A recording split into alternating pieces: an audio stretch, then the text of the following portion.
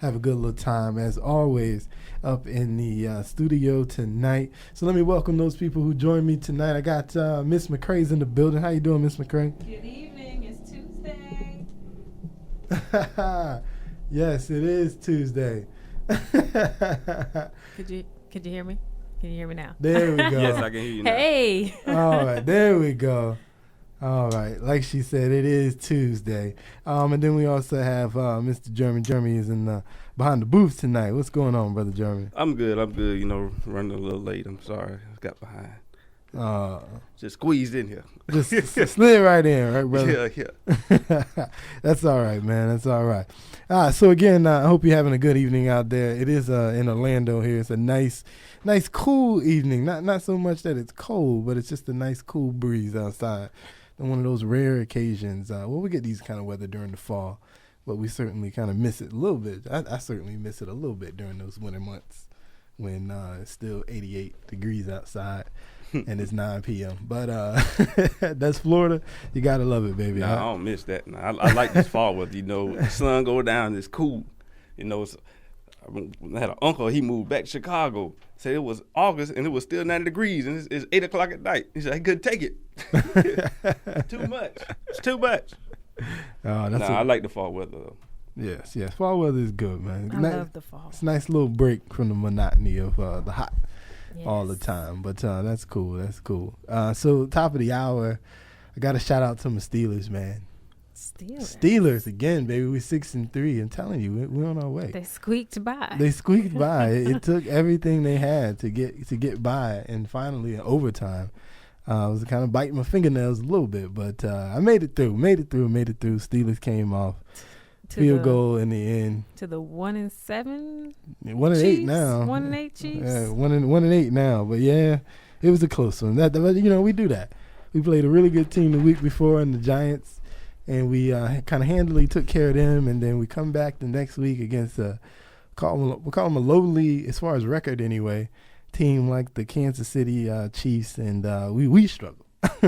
We lost the quarterback. I don't know for how long. I didn't see any news reports as far as what the condition was on his shoulder, Mr. Ben Roethlisberger. But certainly he seems to be down and out, and it looks like at least in the next game in Baltimore, it looks like we might have to go with one of the backups, either Mr.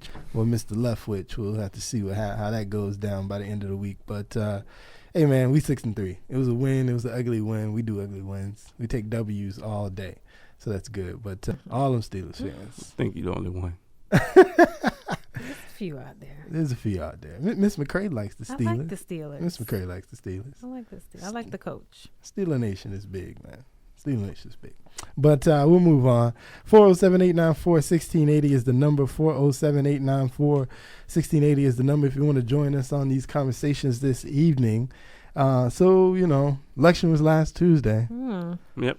Election was last Tuesday. 'Twas.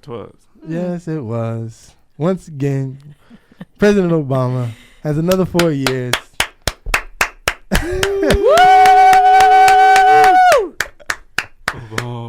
Obama. Go. Well, shout out to all those that voted for President Obama. He certainly squeaked one out here in Florida.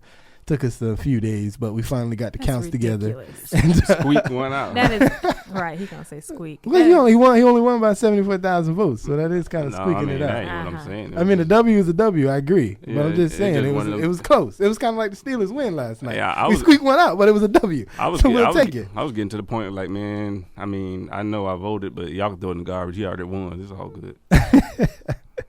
Yeah, he did have it locked in, but without us. But anyway, we finally found out he won. I think they said about 74,000 votes. He won Florida. So shout out to President Obama, all you people out there who voted for him. Congrats.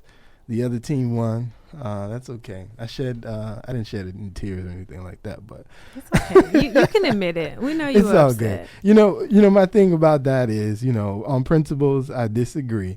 But the history, the history of President Obama being elected, not just one time, but now 2 times. And so now we have a black president for 8 years. Now, for that, I appreciate the history tremendously. And I think, in the years coming ahead, as far as just from a historical perspective for black folk, I think this is going to be huge. Like I said, I definitely disagree on as far as issues and ideas, but no one can deny the history of this moment, and him being reelected and inaugurated again come January. What were you gonna say, Jeremy? No, what I was gonna say is like, boy, these white people must have really messed up. They got a black man in there twice in a row. Well, and I tell you what, God is good, man. All the time. But I mean, for real. I mean, you think about that. 407-894-1680. And like I said, it was amazing that this year, that after all of the votes were counted and everything, approximately 2 to 3 million less Republicans voted this year compared to in 2008. So, had the numbers just maintained, it's a possibility that we could be having a whole nother conversation. But for whatever reason, once again, a lot of Republicans anyway, were not enthused about Governor Romney. They, especially hardcore Republicans thought he was just too moderate for them. But so they stayed home, and really that, not who knows where those 3 million people lie in terms of state, but in terms of states. So that could kind of shift the count a little bit. But just the idea that they were home, and had they been there, it certainly could have presented a different picture. Like I said, in Florida anyway, he lost by 74,000 votes. So, if 100,000 of those people were in Florida would be having a different story right now. Yeah. So, it's amazing that, the way things worked out, because in a lot of those states, it was 50-49 for the president compared to Governor Romney. So, few 100,000 votes here or there could have really swung the way things were going. But it is what it is. We're going to have the president for another 4 years. And like I said, I celebrate the history of this moment. And we will continue to disagree on ideas, but that's cool. Mm-hmm. It happens. You can't agree with everybody on everything, but we'll see how the next 4 years shapes out. Give us a call if you have any comments on it. 407-894-1680, 407-894-1680. That's what we're going to kind of do tonight. Just talk about some of the things that are going to be coming ahead for the president in these next 4 years, and sort of just get some opinions on kind of what's going to happen as we move forward. Then I also have some articles I want to take a look at that are talking about black folks and talking about sort of how we may or may not feel about different issues. So we'll look at that as well. Real quick, I mean, the biggest thing that's about to happen coming to the end of the year here, they had articles about it all last week, the fiscal cliff, as they referred to it, because there's quite a few tax measures that are coming to an end as of December 31st, unless someone steps in and kind of changes things. So the first of those issues relate to the Bush tax cuts. So those are going to expire at the end of the year. And right now the big fight is the president wants to extend it for the middle class, but let it expire for people making $250,000 or more. The Republican House anyway wants to leave everything in place and find ways to take away some of the loopholes that perhaps the higher income earners have, so that they don't take so many exemptions away from their taxes. So that's the first big cliff that they're going to deal with. The second is going to be the debt ceiling. Once again, it comes up. We either have to decide to either increase it once again, or let it be the same, which would then cause some kind of cuts to occur if we're going to leave it where it is.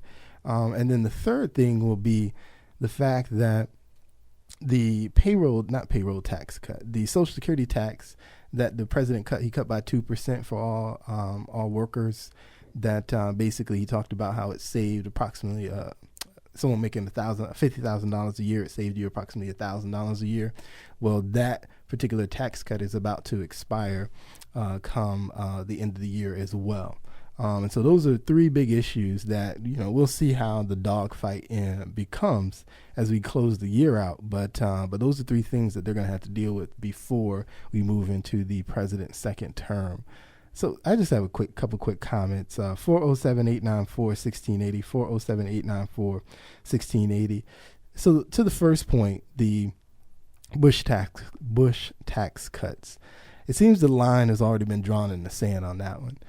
The Republican House, the leader, John Boehner, he's already released a statement that said that he is not interested in reducing or I say eliminating the Bush tax cuts for higher income earners, as the president suggests. So that line has already been drawn in the sand. And so as we, kind of close this year out, it just seems almost sad that we're going to basically pick up the end of the year where we started off at the beginning of the year. It's like, where's the progress? As they say, they talked about mandates a lot on the night of the election. So what did the people mandate? There was a mandate for the president. There was a mandate for this person. And, so the mandate for the president is he's supposed to stick to his guns and not give in to these House Republicans. And then because the Republicans won the House again, now it's the mandate for the House Republicans to stick to their guns and not let these taxes go up for some Americans and not, taxes go up for some Americans and not for others. It should be cut across the board for everybody.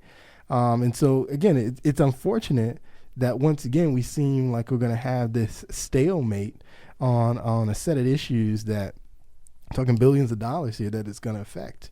It's even kind of slowing down the economy when you look at it.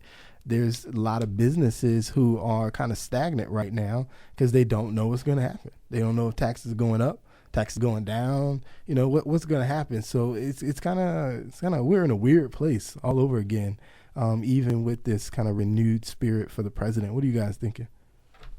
The problem is the compromise. Like, why is this going to be an issue? They said when the day after he was elected, I believe Boehner was saying that we plan on working with the president. You're not working with the president if this is going to cause a problem. They're going to have a solution before December 31st. So something's going to have to give, or we're going to fall off the fiscal cliff. And we don't want that. We don't want it. We don't want it. We don't need it. We don't want it. We don't want it. Something tells me that we're probably gonna get there, but we certainly don't want it. That's the sad part. Like I said, there seems to be, and you talk about compromise. I see compromise from both places, and I'm wondering certainly what House Republicans are willing to compromise on, but what is the president and the Democrats willing to compromise on? Because they talk as if there is no compromise. They talk as if the only solution is to raise these taxes. And so, where is the compromise? Somebody has to break. I think that's one of the problems when you have these fights in the media. Because what does the media ever solve? That's it. The media's job is not to solve problems. The media's job is to really, I would say, sensationalize the problems. Because the more sensationalized it is, the better, the more newspapers they'll sell, the more hits they'll get on their website and so forth. So to kind of let this game play in the media is really doing nobody any good. It's just adding fuel to the fire because as you read the next guy's statement and as they twist it to make it sound really good, if you will, it only adds to tension to the room, and it doesn't, create any solutions. 407-894-1680 is the number. 407-894-1680 is the number. I think, the one thing I'll say is when it comes to taxes, nobody wants the taxes raised. It doesn't matter if you make $50,000 a year, $10,000 a year, or like Governor Romney, $15 million in a year. Regardless of what you make, nobody wants their taxes raised. So rather than, exclusively look to raise the taxes, what's wrong with taking a look at loopholes and saying, well, maybe they don't need to get, credit for this, or, maybe you shouldn't be able to claim all the gas that you spent because you did blah, blah, blah, blah, blah. Or, maybe you shouldn't be able to claim, your suits because your suits, you wear them from work every day, or maybe putting your car payment as a tax deduction, maybe that's not necessary, because and these are a lot of the games that people play, in order to reduce their taxes. So why not look at some of these ideas? And, even if you don't do it for everybody, for those higher income earners, why don't we take some of those things off the table, see how we do with that first, just to kind of, play compromise, if you will. I think that's a starting point, rather than just saying, they need to pay more. Because if they're paying more without a real solution, all we're really going to see is the people in Congress's salaries go up. We're going to see them get an extra bonus for next year. We're going to see the staff get raises. It's why the guy who writes the president's speeches makes six figures a year. You should make more than that. I mean, I don't mind the dude making six figures a year, but I do mind when he's making six figures a year off taxpayers. That kind of bothers me a little bit. Make it in the private sector, and then I'm cool with that. But that's one of the issues. 407-894-1680. What about? Tell me about the issue as it relates to the Social Security tax going away. So what we used to pay was 6.2. Then he reduced it to 4.2%. Now it's supposed to go up at 6.2% again. How do you think? You think that's fair, if you will, or you think that should remain in place? What do you guys think about that one? At the level that it is now? Yeah, it's at 4.2 now, and it should be going back up to 6.2 unless they step in and renew again, if you will. I think they need to look at hopefully, they're both sides are really looking at what's going to benefit the people. Forget about sides. Forget about Republican, Democrat. What's going to benefit the people? And if the percent of 4% right now works best for us right now, then leave it like that. Don't raise taxes, just like you said. But if raising taxes on a few to balance out the rest so the middle class doesn't suffer or poor people don't suffer more than they already are, then that needs to be done as well. Hopefully, they will look at it from a view of just what is best for the people. Well, let me ask you this. The argument as to why it should go back has to deal with the fact that the cut comes from money that's supposed to go into Social Security, which covers Social Security and Medicaid and Medicare. It's that fund. So do you think that we should keep it in place even though by having it basically reduces how much money is going into the fund that supports Social Security? Is it okay to reduce those funds and still keep that tax cut? That's the question I have about it.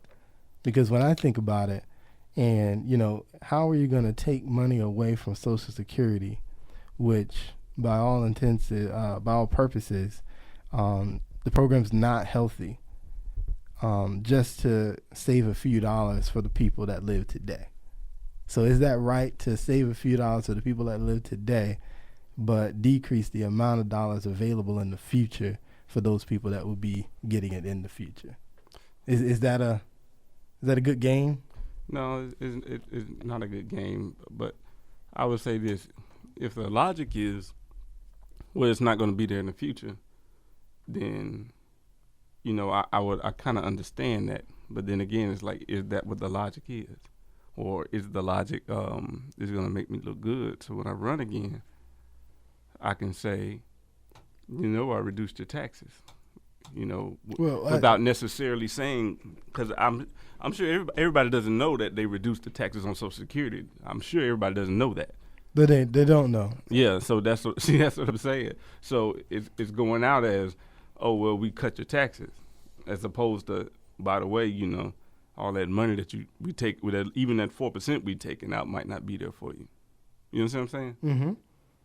See, that's my issue. That's why I don't have a problem with it expiring. Of course, they got demagogued last at the beginning of the year because Republicans didn't want it to renew.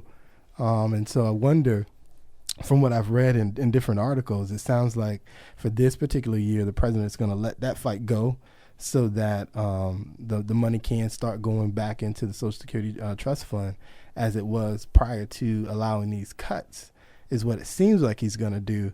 But I just find it interesting, because that was the one basically tax cut that he fought for during his 4 years in presidency.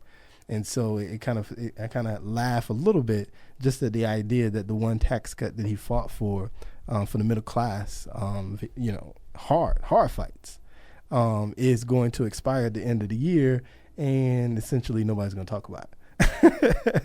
Because, of course, that would lead to the idea that, hey, you just raised taxes on the middle class.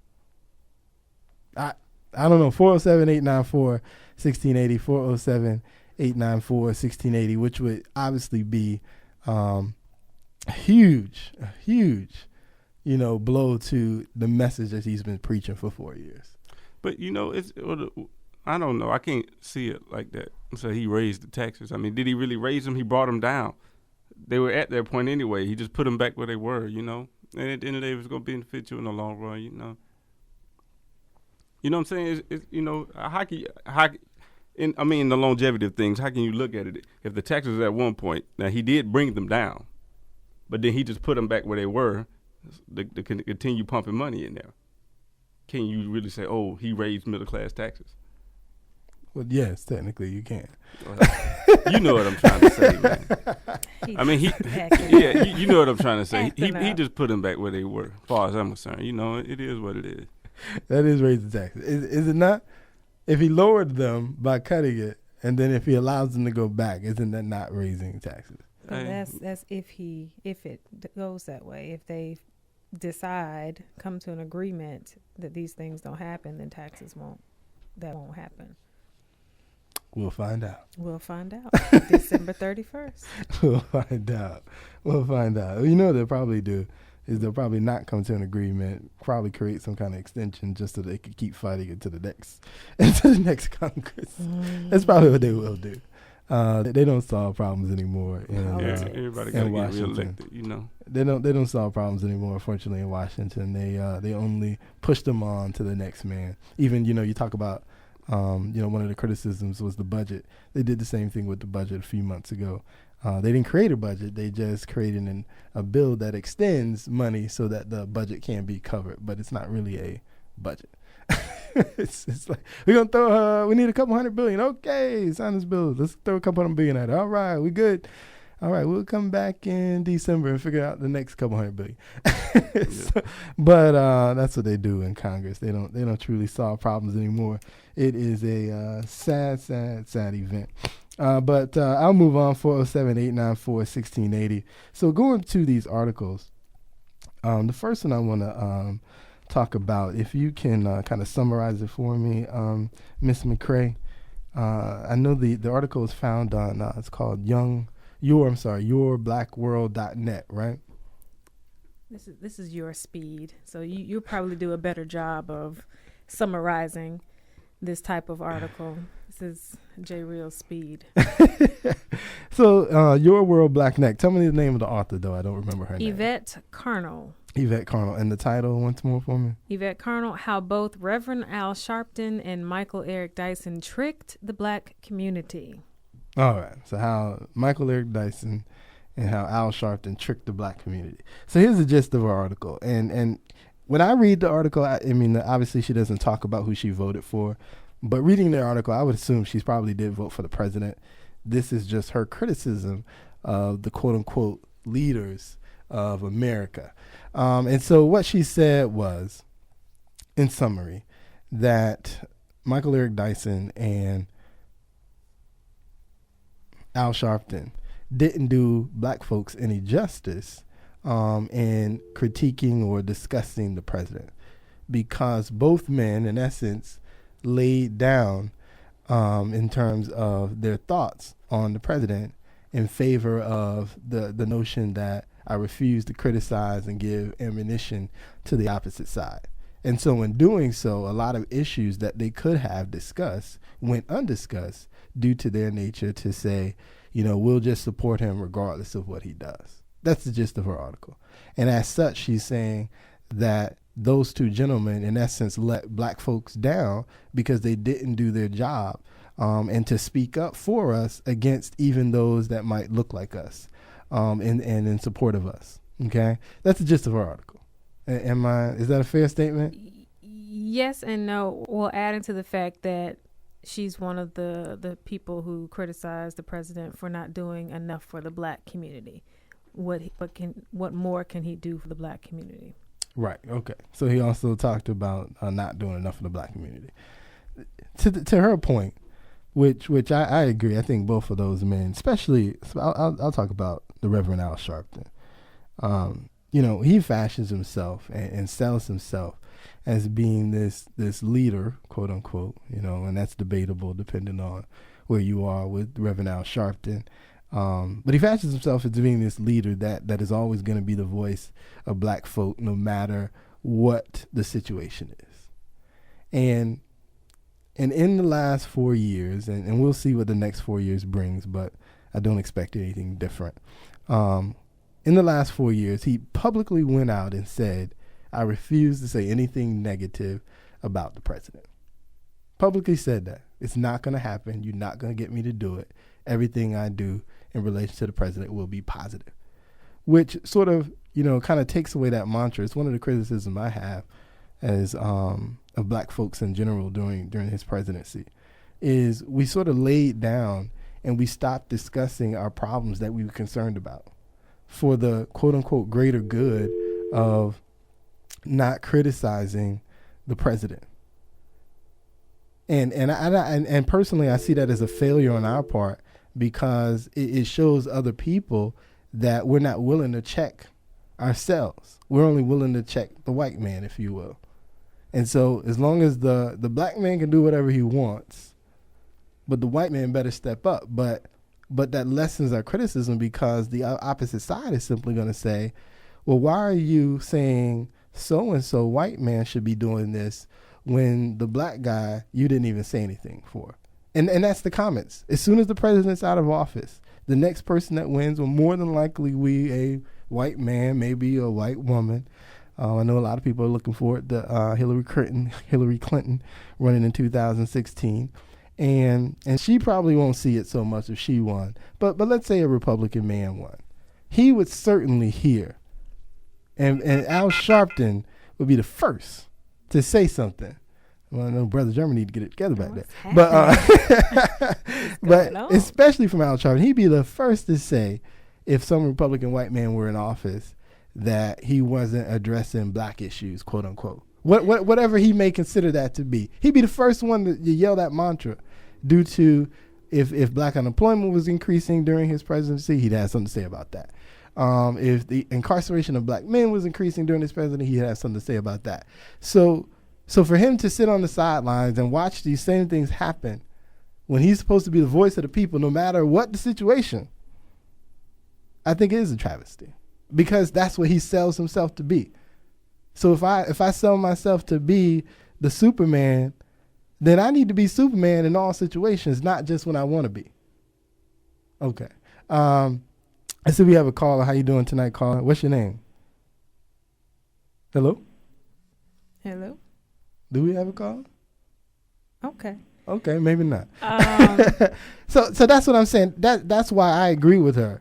Because if you're going to be Superman for every, in all situations, then you need to be Superman in all situations. It shouldn't matter who's at the top, or it shouldn't matter that the person at the top is a black person. Are we saying we can't criticize black people when they're not doing a particular job correctly or in the way that we want them to?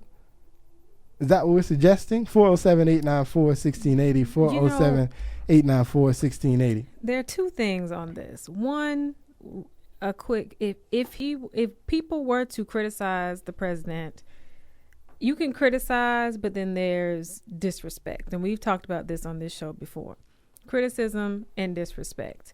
Then that crab in a bucket. You can't support your black person. You can't be loyal. There's loyalty, and then allowing him to be attacked by everybody else. He has plenty of critics. Plenty. So why not have some people who are in your corner to uplift you and give you positive things? And then my main question, what I really am trying to understand, and I want to understand it so I can understand this argument. When people say, what are the black issues? You say black unemployment rate.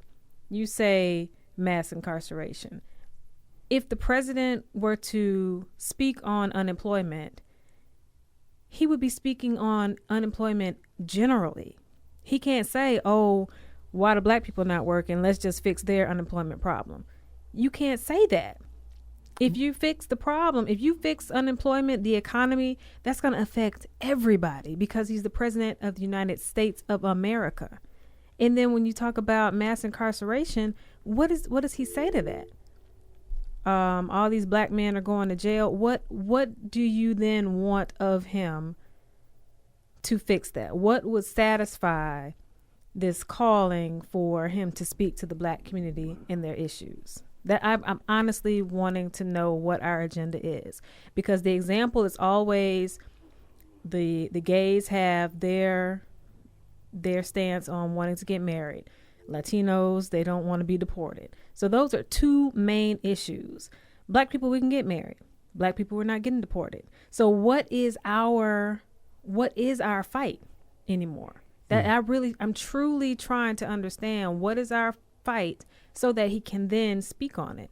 Nothing that's general, because every time I hear this argument, people give general responses that if he fixes it, it's going to fix America, not just black people. Is that a caller right here in the background? Hello? Yes, that is a caller. How you doing, Jimmy Shine? The phones are working now. The phones are working now. Hello, Brother J. Real, Miss McCray. Hey, Jimmy. Real Talk crew. What's going on? What's going on? Wow. It was rough tonight trying to get in. Yeah, it was. What's your comments tonight, Jimmy Shine?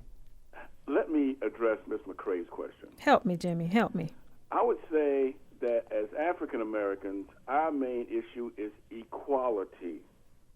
We mainly would like to be treated fairly, and we would like to be treated equitably, just like everybody else.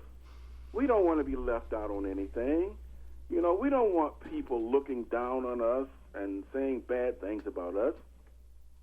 We are Americans just like any other American. We don't want any special treatment.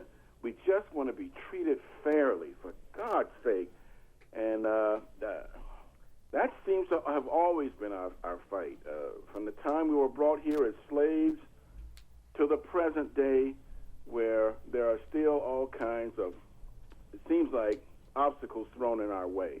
Every day. Yeah, it seems like we just seem to have a harder time fitting in than, say, most people who don't look like us. Would y'all agree to that? No, I agree. I love to hear when people say racism doesn't exist anymore, and that's a lie. That's a huge lie. We saw it in this election. But my question is, what do you ask of the president? What do you want him to do? I have an answer for to the black community. I think the thing that you want him to do is, it's not so much that he's going to be the one that solves the problem. It's that you want the issue addressed from the highest office in the nation.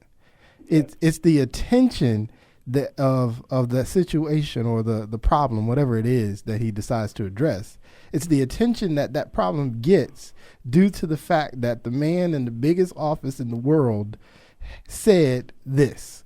That's what you want. That's what you want from him. Now, if he gets an idea, like I said, he have all these black congressmen out there, and not all of them are bad. Some of them are, do serve a purpose, and are doing good work. So, if one of them bring him an idea, the fact that if he can just speak from the office of the president and say, so-and-so brought this to me, I think this is a good idea.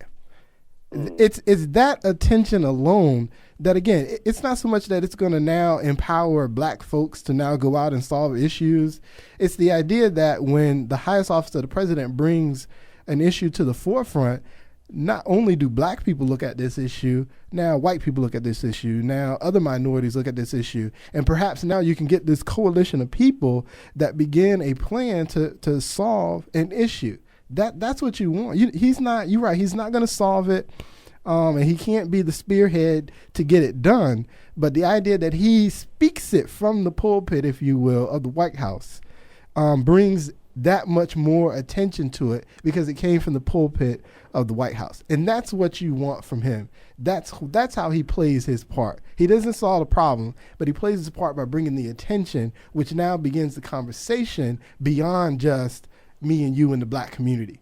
And that's how he does it. That's what at least in my opinion, that's what I expect of him. So you want him to make an announcement? Make a statement. It kind of goes back to race relations. When the office of the president says, race relations in this country can be better, and then this is how I think they can, now people are listening. Is it going to solve the race relation problem? No, it's not. But people who shut their ears and close their eyes before to the issue are now going to have to address the issue, because now the media is talking about the issue because the president said it. You see what I'm saying? It's the attention that the issue gets because he spoke on it. That's what we want. We want that kind of attention so that a national conversation can be sparked because he said it. You mean like reparations for slavery? If the president got on there and said, you know what, let's address this issue of reparations to black people for slavery, that the hundreds and hundreds of years of slavery that was implemented on African Americans. Let's just give a moment to that.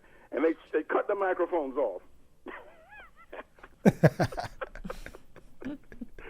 Anyhow, did you hear about Mitt Romney? Did you hear about Mitt Romney stiffing his campaign workers on the night of the election? He cut off all their credit cards. Wow. Did he? Wow, that's deep. He was angry. He was upset. Why don't he need credit cards anymore? He just I guess he's just trying to make sure nobody don't try to run out. The campaign is over. Yeah. What they need credit cards for? I guess they don't try to run out and grab that iPad real quick. In the name of the campaign. That was amazing when I heard. Well, I heard it in the Tom Joyner Morning Show, of course. But it was amazing when I heard that Governor Romney would be so upset and so angry that he had lost that he would stiff his campaign workers who had been working on his campaign for months, some of them even years. And he cut their credit cards off, and they had to sleep out in the cold that night because they couldn't get back in the hotel rooms. They had no money for gasoline to get back home, and he just stiffed them good. And I'm thinking, hey, that could have been us. He's going to stiff black folks, huh? He's going to speak us all. Thank you very much. I appreciate it, man. Thank you very much. You're going to stiff us all, huh? That's sweet. Y'all sweet, man. And I promise to all our listeners, I promise J. Real, I say, you know what? When the president wins, I promise not to gloat. And I think I've held up my part of the deal pretty well. And he also said that he wouldn't gloat if it went the other way. And I'm sticking to it. I'm not going to gloat. I'm just happy. And we appreciate you not gloating. But again, I'm not one of these people who voted for Mitt Romney and is now sour that the president won and thinks the country is about to go to hell in a handbasket, if you will, because the president won re-election. My only deal with any of that is that I just don't believe. From an idea perspective, because it's all about ideas for me. That's all I'm concerned with. That he didn't address some of the domestic issues that we have in terms of the fact that Medicare and Medicaid and Social Security are underfunded and are not going to last as they are today anyway. They're not going to last for another 100 years as they are organized today. As they're organized today, most of them won't even last another 20 years for that matter. And so my only concern is that, it's going to be a huge disappointment if once again, which he said he would address it, but, he said that the first time too, so we'll see. But, that he may or may not address these issues and now leave them once again for whomever comes after him in 4 years. The other issue that I have is when it comes to the deficits that we currently have. And so so even in his own budgets, by his own admission, he plans to have basically $1 trillion deficits again for the next 4 years of his presidency. And so those are the things that bother me, is that, once again in 4 years he won't address these issues. And simply because, not so much that he doesn't have solutions. He has solutions. He has unpopular solutions. It's not popular to tell people that the Social Security age may need to be 68 now or 70 now. That's not a popular thing. Nobody wants to, what? I gotta work to 68 to get some Social Security now? Like, wait a minute, man. It's been 62 for a portion of it and then 65, I think, for all of it. Now you telling me I gotta wait to 68? That's not popular. Nobody wants to hear that. No. So, and those are some of the ideas that he's gotten as far as how to fix those programs. Obviously there's the Republican idea of privatizing it and creating private accounts for people, sort of like you do with a 401k. There's that idea that's floating around, which I know he's vehemently, he's against that. So he's definitely not going there with that. But, that's another idea that's out there. And then, like I said, Medicare and Medicaid have their issues. And then when the Affordable Health Care Act kicks in, which is basically piggybacking off what Medicaid is already currently doing, we really don't know how long-term that's going to affect the people that are currently on Medicaid, and then how it's going to affect the people that, get on Medicaid as a result of the Affordable Health Care Act. We don't know. I mean, we already know that there's a problem, so we don't know how that problem is going to be either exacerbated or reduced as a result of adding, another 10, 15, 20, 30 million people to the program. So there's a lot of unanswered questions out there. This is all, for me, it's all about ideas that I don't know the answer to. Only time will tell what the answer will be. But it doesn't seem like I said, again, there's solutions out there. He doesn't seem to be in favor of them because, again, they aren't popular. Nobody wants to hear unpopular solutions. Well, now he has 4 more years to figure it out and to work it out, come up with some new ideas. Mm-hmm. But do we need new ideas, or do we just need to try the ones that we've already presented? Whatever needs to be done for the people. He has these 4 years to make this work. Well, let me ask you this. 407-894-1680 is the number, 407-894-1680. And this goes to anybody, out there. My question is very simple. What makes you, what makes you optimistic that these 4 years will be drastically different from the first 4? Because he's not trying to run for re-election. Yeah, that's a good point. He can go buck wild. I want him to go buck wild. I want. But buck wild to do what? But what is buck wild? Well, you know what? I want him to stop being so kind. And I know that's in his nature.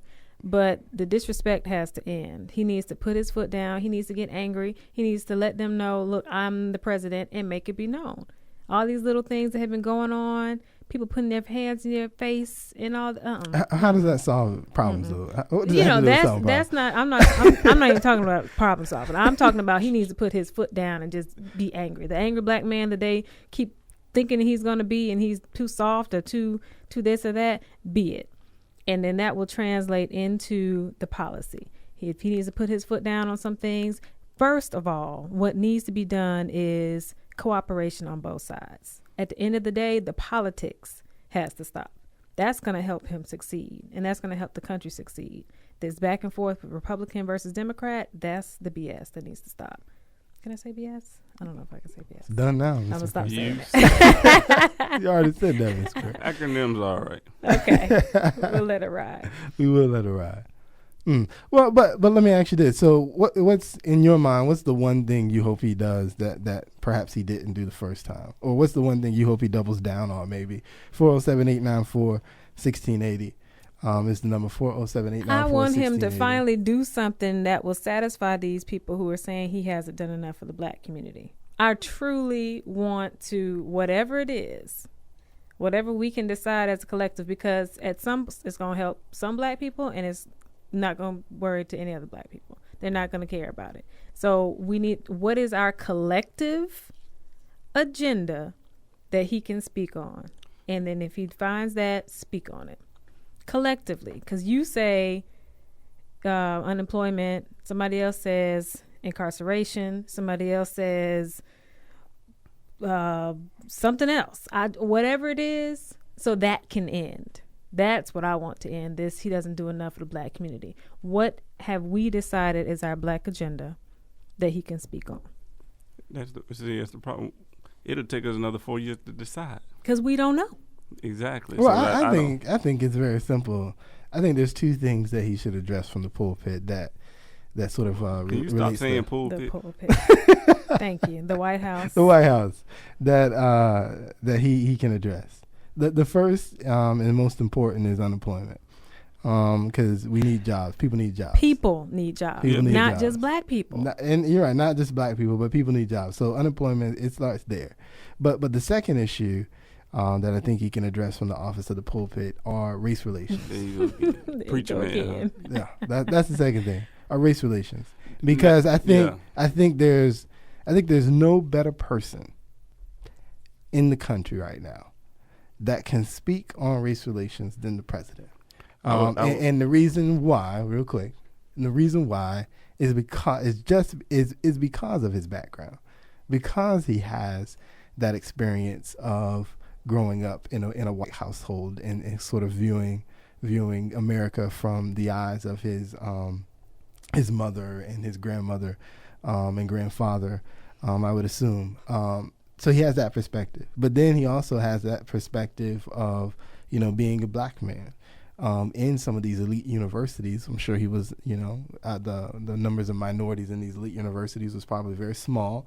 So he's had that experience. He's obviously attended a black church for some time, so he has that experience as well. So there's no better man to at least speak on this issue, to try and not so much that he's going to bring a close to the issue, but again, it's about him having the pulpit to say, this is, I used the pulpit again, him being in the White House and saying, here's an issue, here's something. I don't know what he needs to say. He has speechwriters for that, so he can come up with that on his own. But speaking and addressing the issue from some point of view, to have the conversation really sparked and hopefully discussed beyond, not with him, but because of him. And those are the two things that I would say I think are important for him to do. And he can do that now as president, and then of course he can of course continue those agendas as he moves out of the office and into private life and whatever foundation he decides to start and whatever issue his foundation decides to support and take up. So those are the things that I think are important. Go ahead, sir. I know you want to talk. I don't know why we having him speak on race relations like he gonna solve something. It's not about him solving it. It's about him. Why are we having him speak? They not going. The people who have the issues with are not even gonna listen, because why? They don't see him as biracial. They see him as a black man, and actually not even as that. He's a monkey and an N-word to them, So it's like him talking to them. They just sitting there. That's like the Charlie Brown teacher talking. Well, let's be honest. We're not talking about the people who think he's a monkey and an N-word. Those are the people that he's supposed to be reaching out to. Well, who else? Who is he talking to then? We're talking to the people. We're talking to that white man, that white woman, that minority that still has these untold prejudices. Cannot say that word tonight. Say the word for me, Miss McCray. Prejudices? Yes, thank you. Okay. Against black folk. That's who we're talking about. That's who we're trying to. We're not trying to reach people who are just overtly racist. You can't talk to those people, and nobody's trying to. You have to educate them, and hopefully one day maybe they can educate themselves out of ignorance.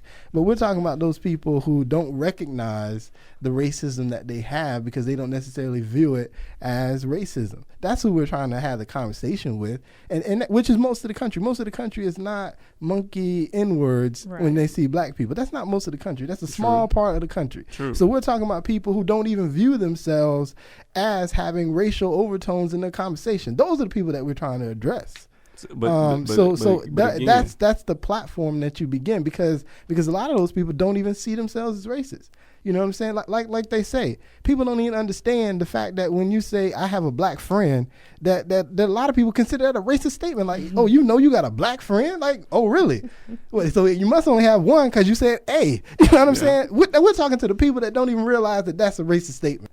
To some people, that's who we're sparking the conversation with. I hear you, but the question is, why he have to address it?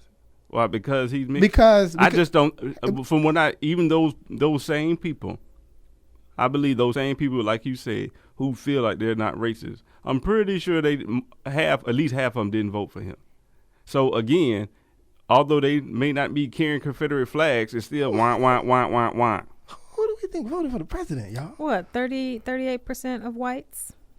I think it was 38% of whites. 38% of whites voted for the president. Voted for the president. Okay, and then but then we. But I'm just saying half of them didn't. This is my question is.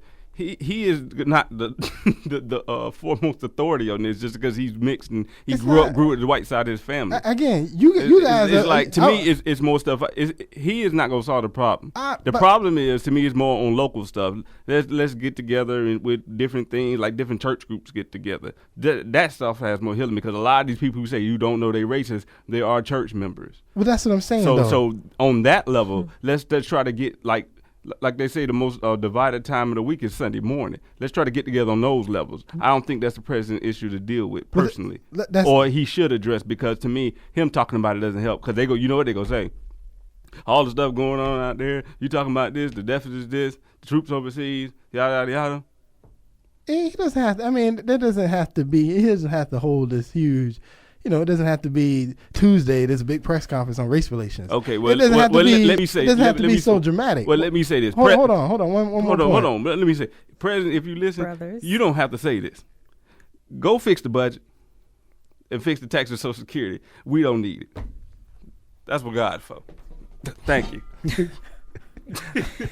Here's my point. You keep talking about the president solving a problem. I'm not talking about him solving problems. I am not referring to him solving problems. I ain't saying that. I'm just saying I don't see why I'm talking about him it. bringing problems to a platform that forces people to address them. That's what I'm talking about. But how is him talking about it force people to address it? That's because just like when the president comes out and he says I killed Osama bin Laden, and then people talk about the fact that he killed Osama bin Laden. When he talks about a subject, people begin to discuss the subject that he mentioned. That's how it forces people to talk about it. And then what they do the week after that? It doesn't matter, sir. I'm not saying, again, is it going to be the catalyst that changes everything? No, of course not. One conversation doesn't bring about change. That's not the issue here. But having a conversation about it sparks the conversation. That's the point. Having a conversation sparks the conversation. If that wasn't important, people wouldn't criticize George Bush for the unemployment rate for black people during his presidency. If having him speak on the issue, we wouldn't have these arguments. For every single white president that has existed ever, the biggest criticism of every black person I know, and I don't care if you read politics, you don't read politics, whatever you are, every single one of them criticize every single white president for not caring about black people. That is a criticism, whether or not you sit here today and say it's not the president's responsibility. That's great that we can say that here today. But 8 years ago, we weren't saying that. That is not what we were saying. I don't know about we. I never said it was his responsibility to I'm talk about race for the relations. Collective here. Okay, I'm talking for the collective. But I've never heard anybody say, "Oh, the president needs to solve race relations or needs to speak about it." That's what I'm saying. What I'm saying true is, enough, they might have said, "What has he done for black white people?" people? Ain't going to address that issue because white people don't see it as an issue. That's the difference. But my point is, these are things that we've expected other people to address, and so I think it. A lack on our part to say that he doesn't have to when we expect other people to. That's my point. How can we expect other people to do these things when we don't expect him to do it? So that it takes off the table 4 years from now when, I don't know, fill in the name white guy wins the presidency, okay, because it more likely will be one, whatever. Pretty much. but fill in the name white guy. You need to address race relations. So that was a racist statement. It probably was. That's fine. I'm okay with that though. We need to then, back off and not get ready to talk about how he ain't gonna do nothing for black people. It's the same thing we had for Governor Romney. Oh, he gonna put black people back in chains. How is he gonna put black people back in chains? Really? Who was saying that though? When Vice President Biden said that, everybody jumped on the comment like, yeah, I mean, come on now. I was all over the internet on that comment alone, and every blog site you went to, you had thousands of people agreeing with this statement. I'm not saying every black person believes that, but it's the concept that every black person at least believe Governor Romney wasn't going to do nothing to help no black folk. He wasn't going to help nobody. He wasn't going to help. We He gotta call wasn't him. going to help the poor. He wasn't going to help the middle class. He was going to help the rich. Caller? How you going to do this? How you doing tonight, caller? I'm doing good. We don't know if he wasn't going to help anybody. I just want to make that comment. My name is Lucky Larry, just in case I've been your house back. Still at the same time, I do want to see the president address black issues also, because now that you already have the additional 4 years, you might as well just go ahead and go help black people. Like, that's going to be my thing now. I'm already back in office because the first 4 years I had to play it straight. I had to make sure that I can get back in office for another 4 years. But now that I got these 8 years now, at least dedicate one to black people. I'm going to just, every black issue that comes up, I'm going everywhere, and I'm going to address every black issue that I can so that I can be the first black president that helped out black people more than Bill Clinton. Because right now, Bill Clinton is the real only president that helped out black people that we can say, that man helped out black people. That man didn't help out black people. He helped out the middle class. What did he do for blacks? He helped the middle class. He started an economy up. You want to say black people ain't in high class? Is that what you're trying to say, brother? Okay. Look at Larry. You sound awfully like Brother Michael King. Is that you, sir? So familiar. I know you, sir? this voice. Excuse me. I am a dark-skinned brother. Okay. All right, Yellow Team. Is that a racial remark from you, younger brother? Yes, it is actually. See, that's the sad Very part much about so. it right now. Maybe I need to address the Black race on black relations in verbal this crime. country. Oh my God. Black on black verbal crime. We appreciate you calling tonight, sir. A mess. But again, it's like I said, I speaking on his second term, this is the term that it doesn't matter. He's not running for office anymore. He's done after this. So this is the time where here, like you say, to be bold. To be bold, to be different.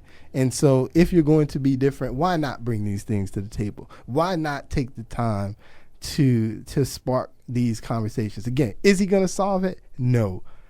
Can he spark the conversation? Because when he mentions it, do every blogger in the nation that follows the president, do every newspaper in the nation that follows the president begins to now speak on the topic once he says it? Yes. And that is my point. When he says it, it forces people to now write about it. What they say about it is left to people to organize and find out. But do they start to have a conversation about it? Yes. And that's the importance of it. And I don't know. He may not address either one of those issues. In my personal opinion, I don't think he's going to address either one of those issues in the next 4 years. But I would like to see him do something like that, just because, again, of who he is and the unique opportunity that's been presented for him. I'd like to think if I was in his position, I'd be bold enough to do that. But we will see you next week. Thank you for joining us. Next week, 9 o'clock, Real Family Talk. Again, Facebook, Real Family Talk, Twitter, Real Family Talk, and follow the website, realfamilytalk.weebly.com. This is WOKB 1680. We'll see you next week.